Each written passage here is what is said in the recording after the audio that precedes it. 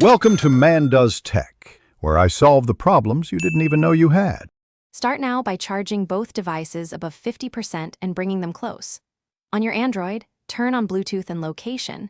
These allow device discovery and accurate service setup. Once done, open the watch's pairing mode. Many watches show a pairing code. If the watch was paired before, reset Bluetooth on the watch to avoid conflicts.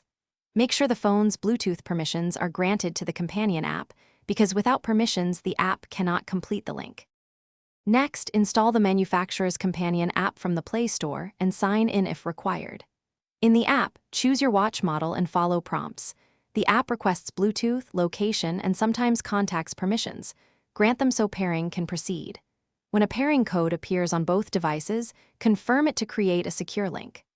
After pairing, the app will sync initial settings and offer options for notifications, health data sharing, and watch faces. Customize these now, since they affect battery. Finish by installing any firmware updates the app recommends, then allow a full sync. This ensures accurate health data and feature access. If pairing fails, first restart both devices and toggle Bluetooth. If that doesn't work, clear the app cache or force stop the app and try again. As a last resort, factory reset the watch and repair. Make sure the app has notification and background permissions, and exclude it from battery optimization, so syncs and alerts remain reliable. Thanks for watching. If you found this helpful, don't forget to like and subscribe.